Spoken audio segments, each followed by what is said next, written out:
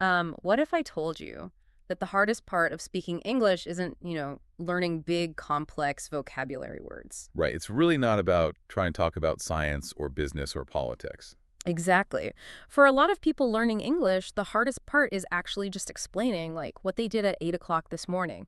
It's explaining those simple, everyday things. Because every single day, you wake up, you get your things together, and you go out into the world to work or to school. Yeah, it's the most normal routine in the world. But if someone stops you and asks about it, can you describe that routine confidently and naturally? That is the big question. It is.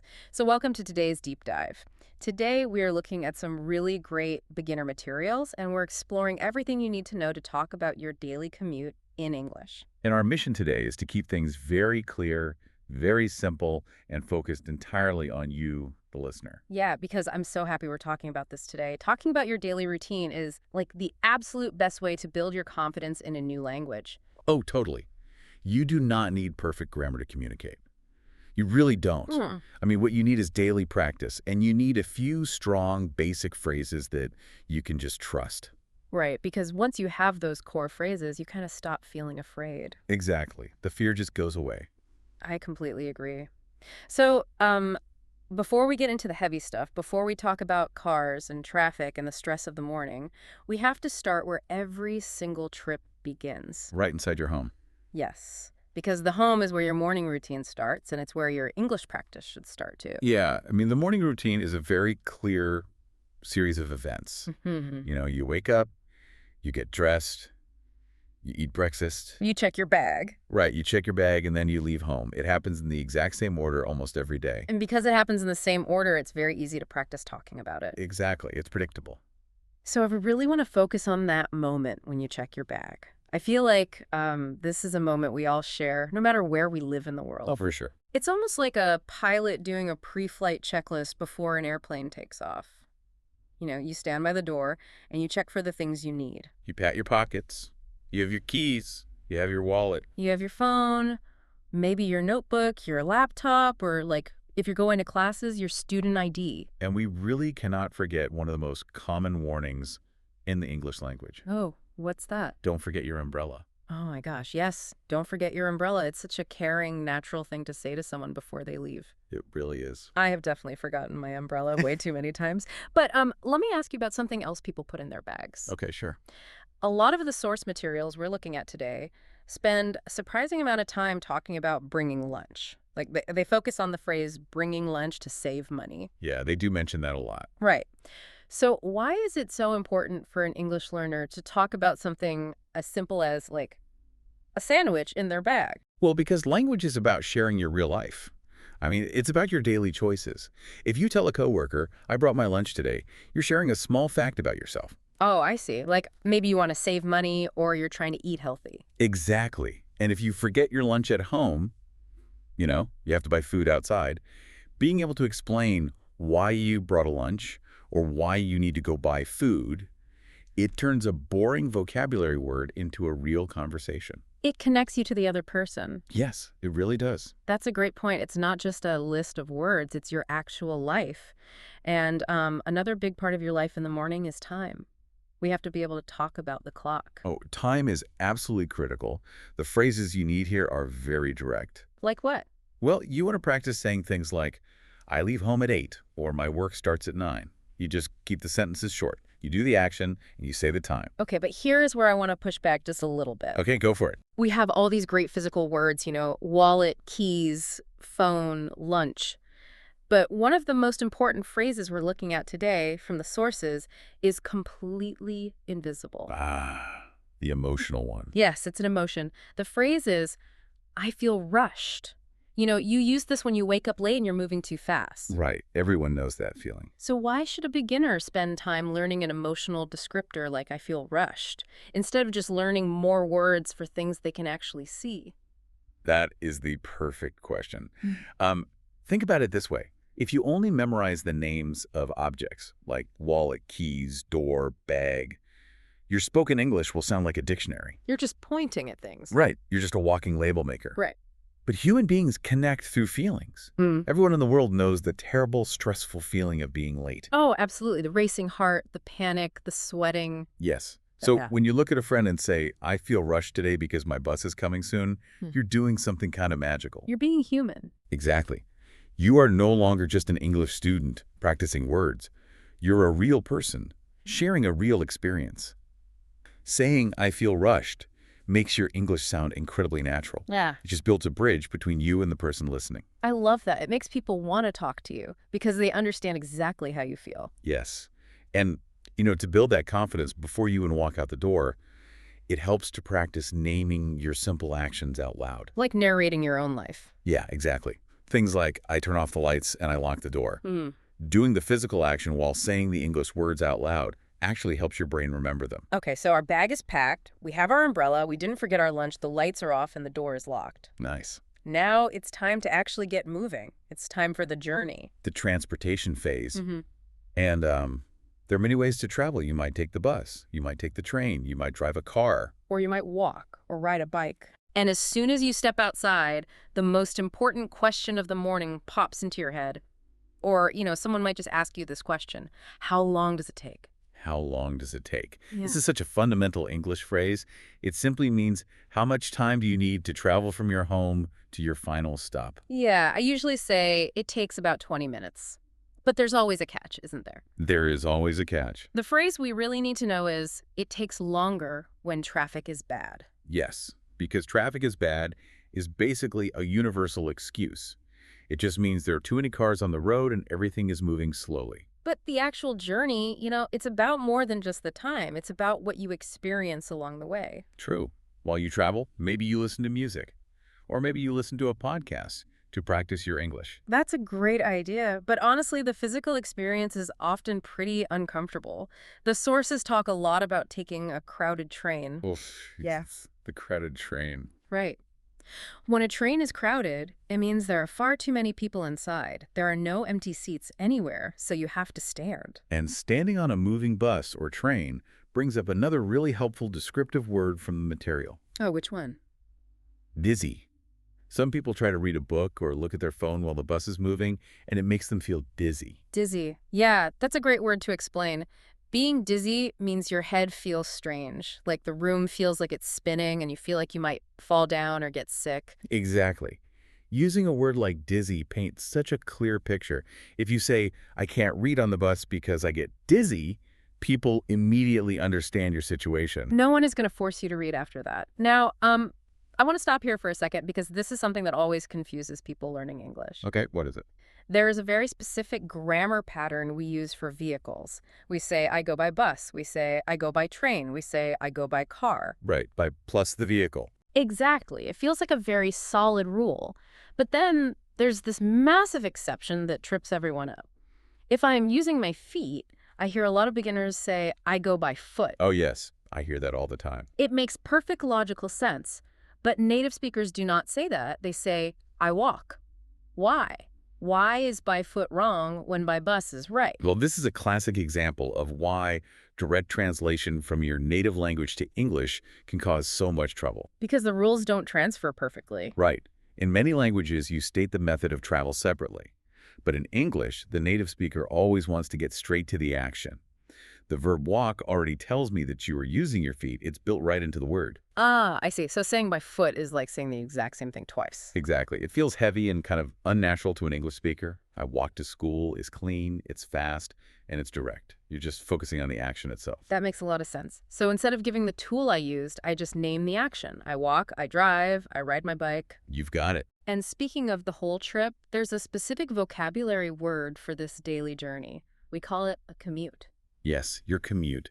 This word just means your regular trip from your home to your work or your school and then back again. It's a noun, right? Yes, it's a noun. So you can say, my commute is long, or my commute is stressful. And when we talk about our commute, we often use the word convenient. Convenient is a fantastic adjective. It really is. It basically means something is easy, helpful, and saves you time. So if someone asks, why do you drive instead of taking the train, you can say, because driving is convenient. Such a useful word to know. Definitely. Yeah. So let's imagine we finished the commute, we survived the heavy traffic. We survived the crowded train where we had to stand. We didn't get dizzy. Thank goodness. Now we finally arrived at the office or the school. And this brings us to a huge moment for English learners. Oh, you mean the small talk, the morning greetings. Yes. The arrival sequence is, very standard. You walk in, you say hello to your coworkers or your classmates, you sit at your desk, and you check your email. But somewhere in there, a coworker is going to ask you a question. Right. They will almost certainly ask, how was your commute? And you might reply, traffic was heavy, which is just another way of saying there were too many cars. But here's the thing about this conversation. I like to think of speaking a new language kind of like driving a manual car. Ooh, I like this comparison. Yeah, so like when you're studying at home, you're driving on an easy, flat road. You use the present tense. I take the bus. It takes 20 minutes. That's first gear. It's easy. Very comfortable. But then you walk into the office, someone asks you about your morning, and suddenly you have to shift gears. Right, you can't use the present tense anymore. No. You have to shift into the past tense right there on the spot. You have to say, it took 20 minutes today, or I took the bus today. And that could be stressful. It is. Why is shifting that little gear, changing from takes to took, so incredibly difficult for beginners? Well, it's difficult because it forces your brain to do two things at once. You're not just remembering vocabulary. You're actually categorizing time. Wow, categorizing time. Yeah, when you use the present tense, like I take the bus, you're sharing a general fact about your life. It's your routine. It's always true. Right, every day I take the bus. But the moment your coworker asks, how was your commute? They aren't asking about your general life. They're asking about one specific finished event that happened an hour ago. The trip you just finished. Exactly. To answer them correctly, you must reach into your brain, find the past tense form of the verb, and use it. I took the bus. I walked to work. Take becomes took. Walk becomes walked. Exactly. And the reason it's so hard is because it requires conscious mental effort. It's not automatic for a beginner yet. That makes total sense. But mastering this shift, from general routine to specific past event, that is the key to real fluency. When you can smoothly switch from I usually drive to but today I walked, you're no longer just reciting sentences. You're having a real dynamic conversation. You're finally driving smoothly. Exactly. But of course, even the best drivers hit a bump in the road sometimes. I mean, not every morning is perfect. Sadly, no. Sometimes your alarm clock doesn't ring. Sometimes the bus breaks down. When things go wrong, you need to know exactly how to handle the situation in English. Yeah, handling delays is a very important part of communication. If you realize you aren't going to arrive on time, we have some great phrases you can use from the deep dive sources. You can call or message your boss and say, I may be a few minutes late. Maybe is a really great phrase because it means you aren't 100% sure, but you're giving them a polite warning. Right. Or you can say, I'm on my way. This tells the other person that you are actively moving toward them right now. Or you can say, I'm almost there, which means you are very close and will literally walk through the door soon. Now, I want to ask you about the professional side of this. Okay. Let's say I'm stuck on a bus. I am very stressed out. My English is not perfect. Should I try to type out, a massive text message explaining the heavy traffic, the broken stoplight, and exactly why I'm delayed? No, you definitely should not. Really? Just skip it. Yes. And this is a great rule for both language learning and professional life. Mm. Keep it simple and clear. When you are stressed, your brain will struggle to build complex sentences in English. Oh, that's true. The panic sets in. Exactly. If you try to explain a complicated story, Yeah. you will probably make mistakes and just confuse the other person. So shorter is actually better. Yes, much better. A simple message like, I'm on my way, but traffic is heavy, or the bus is late, I'm sorry, is completely professional. That's a relief. Yeah, I mean, in many business cultures, people don't want a long excuse anyway. They just want to know if you're coming. Keep the English simple, be polite, and remember that being on time generally is the best way to show respect. That relieves so much pressure. You don't need to write an essay. Just say, I am on my way. Exactly. But speaking of making mistakes when we're stressed, there are some very common grammar traps that beginners fall into when talking about their commute. Oh, for sure. There are some classics. I look at these mistakes like little potholes on a road. They're easy to step in if you aren't looking, but very easy to walk around once you know they are there. Let's go through the top 5 beginner mistakes from the materials. This is very helpful because understanding why we make these mistakes actually helps us fix them. Okay, mistake number 1. We actually already talked about this. People say, I go to work by walk. Right. And we know the fix is to say, I walk to work, focus on the action. Exactly. Mistake number 2. I hear this one all the time. People say, I go work by bus. They drop a tiny word. Ah, they dropped the word to. The correct sentence is, I go to work by bus. Why do people drop that word? The reason people make this mistake is because in many languages, the direction is built into the verb itself. But in English, go is just not enough. You must show the direction. You need that little bridge word to connect the action to the place. Go to work. I like calling it a bridge word. Okay, mistake number 3. A learner will say it takes me 30 minutes to work. Again, we are missing the action of arriving. The natural way to say this is, it takes me 30 minutes to get to work. To get to work. Yes, you need the phrase get to. It shows the completion of the journey. Mistake number 4. I arrived to school.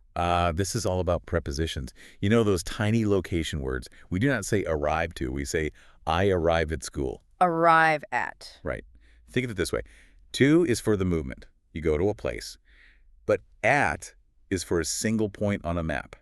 When you finally stop moving, you are at the school. You arrive at work. That is a brilliant way to explain it. To is moving, at is stopped. Oh, remember that. Finally, mistake number 5. In a moment of panic, someone might text their boss and say, I late. You are missing the verb. You must say, I am late. Even though I am the one who is late. Yes. In English, every sentence needs a verb. Even if you are just describing yourself, you need the to-be verb. I am late. Many other languages don't require a verb just to say you are late or happy or sad, but English always demands it. It's amazing how much our first language changes the way we try to speak English. Like, our brains are secretly trying to use the old rules on the new words. Yes, they absolutely are. That is why practicing these specific corrections is so powerful. Mastering those tiny words like at, to, am is the fastest way to make your English sound smooth and natural. It really is the little things that make the biggest difference. Totally. And as we start to wrap up today's deep dive, I want to share the best trick we found in the sources for sounding natural in a conversation. It's a very simple formula for answering questions without feeling terrified. Oh, the short answer and long answer combination. I love this one. Yes, it is completely brilliant. So here's how it works. When someone asks you a question in English, you do not need to give a huge, long speech right away. Right. Don't overwhelm yourself. You start with a very short, simple answer. Then you pause. Then you give a second sentence where you add just one extra detail. Let's demonstrate this for the listener. Imagine I am your coworker. I look at you and ask, how do you go to work? Okay, my short answer first. I drive my car. That's it. A perfectly correct, easy sentence. Great. But then I add my long answer with one extra detail. I drive my car every morning, and it takes about 20 minutes. That sounded incredibly natural. What is happening in your brain when you use this trick? Well, it just relieves all the pressure. If I try to say the whole long sentence at the very beginning, I might panic and mess up the grammar. Which is so common. Yeah. But by saying I drive my car first, I prove to myself that I can speak English. I've successfully answered the question. You get a quick win. Exactly. Once that short sentence is out of my mouth, my brain relaxes. I feel safe.